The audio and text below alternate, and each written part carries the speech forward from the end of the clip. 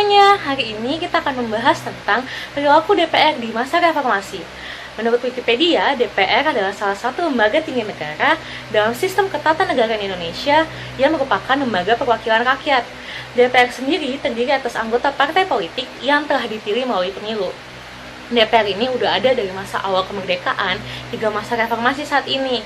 Nah, kira-kira perilaku DPR di masa reformasi ini masih sama nggak sih kayak masa-masa sebelumnya? Atau justru lebih baik dari masa sebelumnya? Atau malah lebih buruk? Nah, daripada kepo, jangan kemana-mana, tonton terus ya. KPK kerjanya begitu aja.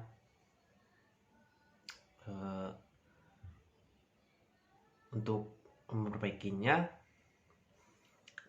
saya harus merevisi undang-undang tentang Komisi Pemberantasan Korupsi agar kinerjanya lebih baik dalam rangka memberantas kasus korupsi di Indonesia.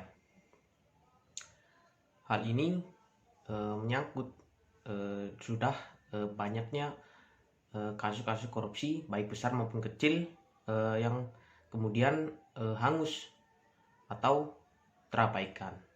Oleh karena itu, revisi Undang-Undang KPK dirasa cukup penting nih. Perekonomian Indonesia gini-gini aja, lapangan pekerjaan juga sedikit.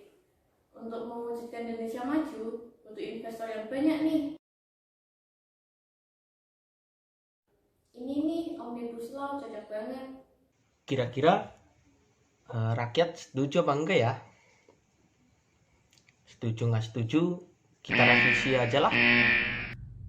Kenapa ya bahasan tentang RUU penghapusan kekerasan seksual ini ribet sekali?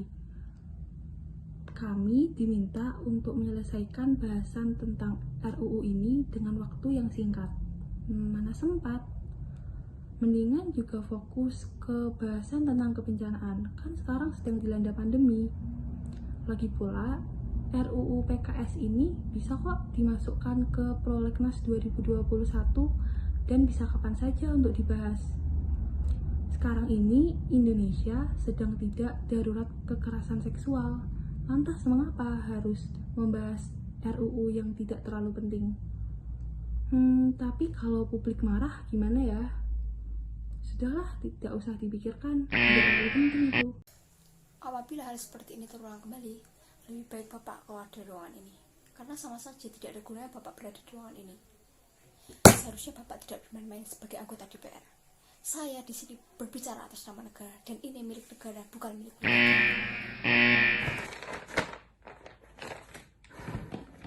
DPR, katanya yang terhormat, tapi mengumpat saat rapat. Katanya yang terhormat, tapi mengusir mitra kerjanya keluar dari ruang rapat.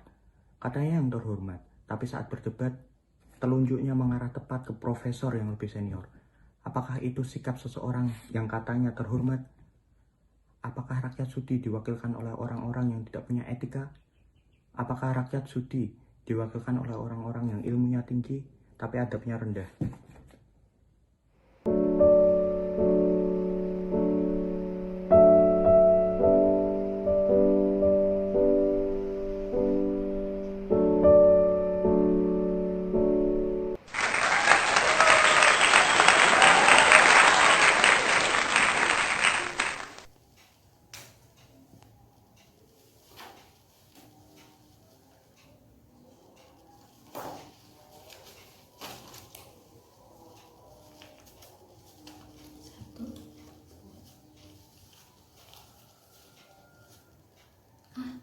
Kayaknya terlalu banyak.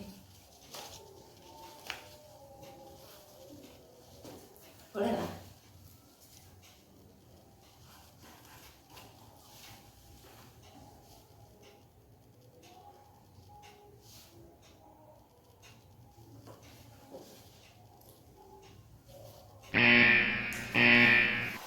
Nah, teman-teman udah lihat kan gimana perilaku DPR di era reformasi? Kalau gitu kita langsung aja minta pendapat dari ahli dan juga mahasiswa sebagai agen perubahan di masyarakat. Dari berbagai pengamatan yang telah dilakukan terhadap perilaku DPR di era reformasi ini, ternyata kinerja DPR cenderung kurang memuaskan, baik dilihat dari segi fungsi legislasi, fungsi anggaran, maupun fungsi pengawasan. Hal tersebut dikarenakan para anggota DPR yang belum memahami dan kurang mengerti tugas dan fungsinya dengan baik. Oleh karena itu, masyarakat pun menjadi kecewa dan citra buruk DPR di mata masyarakat pun semakin bertambah. Citra buruk DPR di mata masyarakat sebagai lembaga politik yang inkompeten, korup, dan tidak dapat dipercaya sudah melekat dengan kuat. Oleh karena itu, muncul sebuah statement dari masyarakat yang menyatakan bahwa DPR terkenal dengan 5D, yakni datang, duduk, dengar, diam, dan duit.